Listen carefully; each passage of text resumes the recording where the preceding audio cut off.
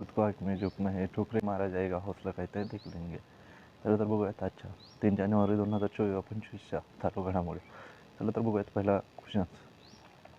आता काय झालेलं आहे, अलीकडे भारत सरकारने अंटार्क्टिकामध्ये मैत्री-2 संशोधन केंद्र स्थापन करण्यासाठी घोषणा केली आहे. केव्हापर्यंत? म्हणजे काय होतं आपलं अंटार्क्टिकामध्ये कोण राहतं का? नाही. अंटार्क्टिका काय खंड आहे, त्याच्यावर कोण राहतं का? नाही. इथं आपले पहिले 3 मिशन आहेत. कोणतं? दक्षिण गंगोत्री, मैत्री आणि भारती. दक्षिण गंगोत्री हे कशासाठी आहे? हा रिसर्चसाठी खंड म्हणून ओळखला जातो. रिसर्चसाठी. कशासाठी? रिसर्चसाठी. आणि इथे कोणकोणते मिशन आहेत? दक्षिण गंगोत्री, मैत्री आणि भारती. मैत्री आणि भारती. तर आता काय करायचं आपल्याला, हे जे मैत्री आहे ना, ह्याला मैत्री-2 रिप्लेस करायचं आहे. मैत्रीला काय करायचं? मैत्री-2. तर आपले आता मिशन कोणकोणते होतील अंटार्क्टिका खंडामध्ये? दक्षिण गंगोत्री, मैत्री-2 आणि भारती. तर ह्याला कधीपर्यंत रिप्लेस करणार आहे भारत, हे विचारलं आहे तुम्हाला. हे रिप्लेस करणार आहे 2029पर्यंत. 2029पर्यंत रिप्लेस करणार आहे, एवढंच लक्षात ठेवायचं. आणि आर्कटिक खंडामध्ये आपलं एकच मिशन आहे. कोणतं आहे ते? हिमाद्री काय आहे? हिमाद्री ही पर्वताची रांग आहे. ते आर्कटिकमध्ये, अंटार्क्टिकामध्ये रिसर्चसाठीच आहे. कारण की त्याला पांढरा ग्रह पण म्हणलं जातं, कारण की टेम्परेचर तिथे एकदम ते असतं. बरोबर. आता पुढला क्वेश्चन बघूयात. UAS मिशन कशा संबंधित आहे? अर्थ ऑब्झर्वेटरी सॅटेलाईट कशातनं लॉन्च केलेलं आहे? Small satellite launching vehicle small satellite launching SSLV D3. जाणारी पहिली व्यक्ती, अंतराळात जाणारी पहिली व्यक्ती कोण होती? युरी गागरिन होती. तर तुम्हाला माहीतच आहे गागरिन. आपण टेक्नॉलॉजी डे कधी सेलिब्रेट करतो? 12 एप्रिल 1961ला हा पहिल्यांदा गेला होता. तर कुठला होता हा? हा रूस होतो. काय म्हणतो त्याला? रूसच्याला काय म्हणतो आपण? कॉस्मोनेट म्हणतो. क्रू 9 मिशन कोणी लॉन्च केलेलं आहे? स्मिथ विल्यम्सला वापस आणण्यासाठी नासा आणि SpaceXनं क्रू 9 मिशन चालू केलेलं आहे. लुपेक्स कोणाचं मिशन आहे? लुपेक्स इस्रो प्लस जाक्साचं आहे. ISRO plus JAXA. बरोबर. पुढला क्वेश्चन. 2025 साली संयुक्त राष्ट्रांनी कोणती थीम निश्चित केलेली आहे? आता बघा, युनायटेड नेशन जनरल असेंब्ली हिला काय म्हणतात? मिनी पार्लमेंट बी म्हणतात. हे जे सदस्य किती आहेत? 193 सदस्य. तिथं काय असतं? दरवर्षी 193 सदस्य. बरोबर. United nation general assembly. आता काय केलेलं आहे? हिने 2025साठी थीम सेट केलेली आहे. तर ती थीम काय आहे? एकतर कोऑपरेशन इयर, सहकार, आंतरराष्ट्रीय सहकार वर्ष, आंतरराष्ट्रीय क्वांटम विज्ञान आणि तंत्रज्ञान. आता हे काय? आंतरराष्ट्रीय क्वांटम आणि तंत्रज्ञान हे काय आहे हे पहिल्यांदा समजून घ्या. आता ह्याचा प्रस्ताव कोणी मांडलेला आहे? घाना देशानं मांडलेला आहे. कारण की हायझेनबर्ग ह्यानं क्वांटम फिजिक्सला चालू करून 100 वर्ष झालं. कुणी? हायझेनबर्ग हा फिजिक्समधला महत्त्वाचा सायंटिस्ट आहे. त्यानंतर आंतरराष्ट्रीय शांतता आणि विश्वास हे तिन्हीसाठी पण हे काय केलेलं आहे? वर्ष म्हणून थीम म्हणून घोषित केलेले आहे. काय आंतरराष्ट्रीय सहकार वर्ष, आंतरराष्ट्रीय क्वांटम आणि विज्ञान तंत्रज्ञान, आंतरराष्ट्रीय शांतता आणि विश्वास हे तिन्ही पण लक्षात ठेवायचं. पुन्हा बघू, दाना चक्रवादळ हे नाव कोणी दिलं आहे? दानाला कथर दिलं आहे. विली कुठं म्हणलं जातं? विली ऑस्ट्रेलियामध्ये म्हणलं जातं. ऑस्ट्रेलिया. टायफून या गेममध्ये आपण कोणतं ऑपरेशन चालू केलेलं आहे? ते फिलिपिन्स, लाओसमध्ये आलं होतं. ऑपरेशन सद्भाव. टायफून यागी म्हणजे काय असतं? बकरा किंवा बकरी. सद्भाव. आणि रेमल कुठं आलं होतं? रेमलचं नामकरण ओमाननं दिलं. बरोबर. पुढला क्वेश्चन. मिशन 425 अंतर्गत अलीकडे कोणी गुप्तचर उपग्रह प्रक्षेपित केला आहे, म्हणजे लॉन्च केलेला आहे? मिशन 425. हे मिशन 425 अंतर्गत जासूसी, त्यालाच काय म्हणतात? गुप्तचर. हा येतो आहे 3रा सॅटेलाईट आहे. जासूसी सॅटेलाईट कोणी लॉन्च केलेला आहे? हा लॉन्च केलेला आहे साऊथ कोरियानं लॉन्च केलेला आहे. आणि कुठनं लॉन्च केलेलं आहे? हे कॅलिफोर्नियामधनं लॉन्च केलेलं आहे. USA कॅलिफोर्नियामधनं हा लॉन्च केलेला आहे. कशातनं लॉन्च केलेला आहे? फाल्कन 9 या रॉकेटमधनं लॉन्च केलेला आहे. बरोबर. पुढला क्वेश्चन. श्री रविशंकर यांना काय झालेलं आहे? फिजिक्सचा सगळ्यात हायेस्ट अवॉर्ड भेटलेला आहे. फिजिक्स सर्वोच्च पुरस्कार. आणि फिजिक्सचा अजून सर्वोच्च पुरस्कार कोणाला भेटलेला आहे? आपले राष्ट्रपती. आणि 47 राष्ट्राध्यक्ष कोण आहेत? Donald Trump. कोणती पार्टी आहे? Republican party. Department of government efficiency हे कोणी केलेलं आहे? ह्याच राष्ट्राध्यक्षानं एक डिपार्टमेंट हे केलं, डिपार्टमेंट ऑफ गव्हर्नमेंट इफिशियन्सी. हे जे रामास्वामी आणि इलॉन मस्क हे कोण आहेत? रामास्वामी आणि इलॉन मस्क हे कोण आहेत, त्याचे हेड आहेत. Elon Musk. पुढला क्वेश्चन बघू आपण. आता बघा पुढला क्वेश्चन. आता काय केलेलं आहे, क्लायमेट मिशन चालू केलेलं आहे. क्लायमेट मिशन कशासाठी चालू केलेलं आहे हे पहिल्यांदा लक्षात ठेवा. जगातील पहिले ऊर्जा साक्षर शहर होण्यासाठी अलीकडेच क्लायमेट मिशन कोणी चालू केलेलं आहे. म्हणजे कशाच्या बाबतीत साक्षर व्हायचं, ऊर्जेच्या बाबतीत साक्षर व्हायचं. कशाच्या, ऊर्जा. क्लायमेट शिखर कशासाठी आहे, क्लायमेट हे काय क्लायमेट मिशन. क्लायमेट मिशन कशासाठी, ऊर्जा साक्षर.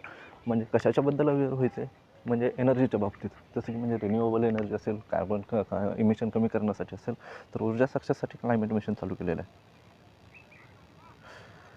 क्लायमेट मिशन हे कोणी चालू केलेलं आहे, इंदोरमध्ये चालू झालेलं आहे, इंदोरमध्ये. आणि ह्याचं मेन उद्दिष्ट काय आहे, म्हणजे अवेअरनेस हे करायचे, जागरूक बनवायचं. कशाला, म्हणजे प्रत्येकाला साक्षर बनवायचं, अवेअर किंवा साक्षर. कशासाठी, ऊर्जाबद्दल साक्षर बनवायचं. म्हणजे त्याचा वापर असेल किंवा कार्बनचं इमिशन असेल, ऊर्जेमधनं होतं ते.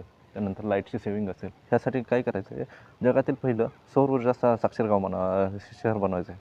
कसं, ऊर्जा साक्षर बनवण्यासाठी, ऊर्जा साक्षर शहर बनवण्यासाठी. आणि कसं असणार आहे, जगातील पहिलं असणार आहे, फर्स्ट असणार आहे जगातील ऊर्जा शहर होण्यासाठी. आणि कोणतं मिशन चालू केलेलं आहे, क्लायमेट. कुठं चालू केलेलं आहे, इंदोर. एवढंच लक्षात ठेवायचं. पुढला क्वेश्चन.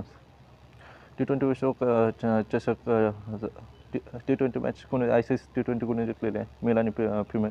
मेलमध्ये कोण आहे, खाली इथं मेलमध्ये कुठं होती, हे वेस्ट इंडिज आणि USA हा होस्ट होता. आणि जिंकलं कोण, भारत. हारलं कोण, आफ्रिका. आणि इथं कोण होतं, UAE ही होस्ट होती. होणार कुठं होते, बांगलादेशमध्ये. पण झाली कुठं, UAEमध्ये झाली. कारण की बांगलादेशमध्ये अराजकता माजली होती. आणि ह्याच्यात जिंकलं कोण, महिला जिंकले कोण, न्यूझीलंड. आणि हारलं कोण, आफ्रिका. दुसरी प्रीमियम लीग कोण जिंकलं आहे, RCB. आणि दिल्ली कॅपिटल कोण आहे, उपविजेत आहे. बरोबर. पुढला क्वेश्चन.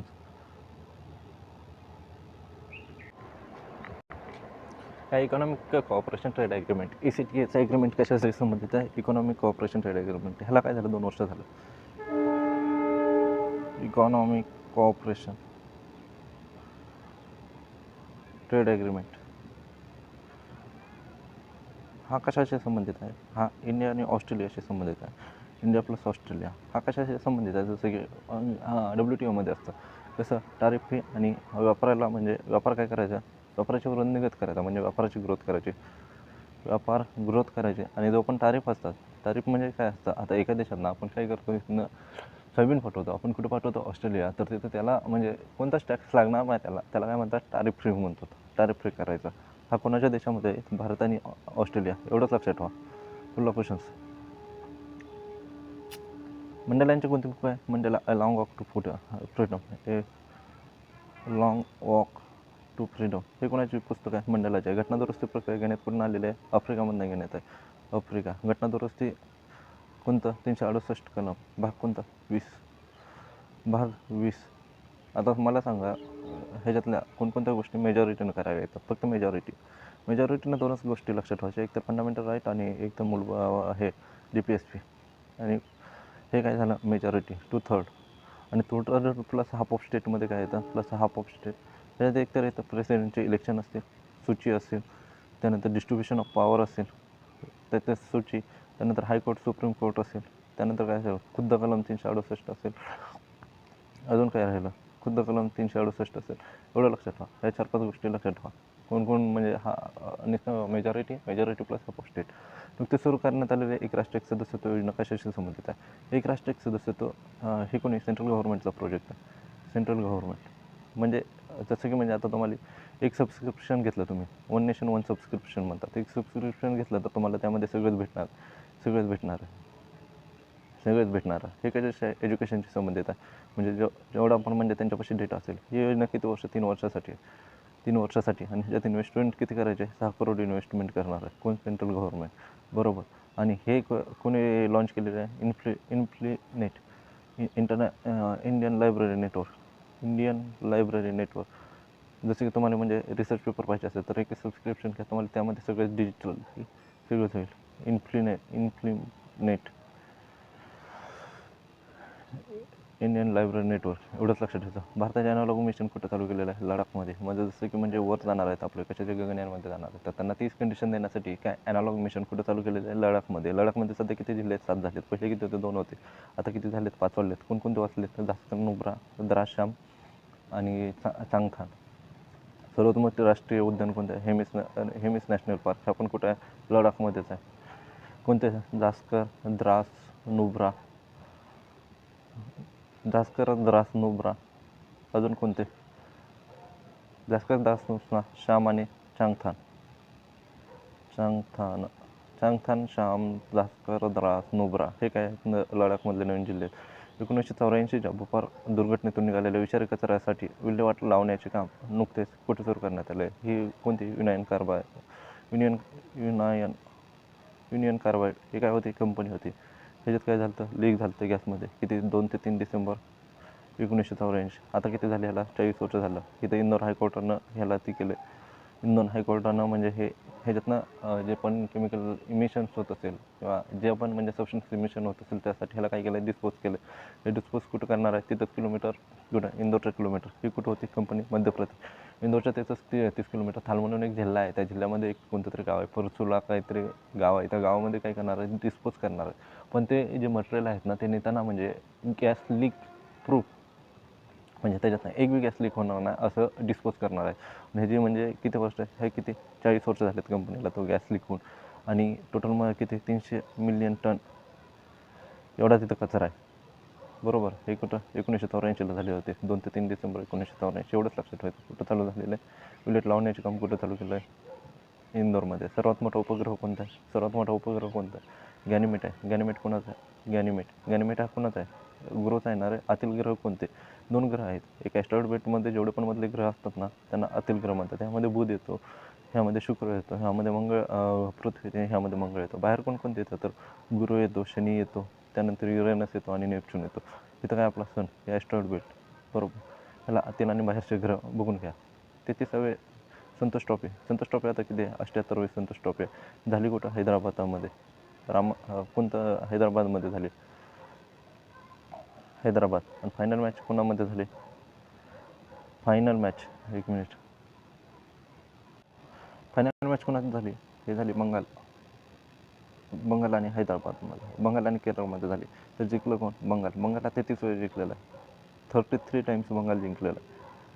आणि ही ट्रॉफी कशाची आहे? फुटबॉलची आहे. फुटबॉलची ट्रॉफी. आणि सगळ्यात जुनी ट्रॉफी कोणती आहे फुटबॉलची?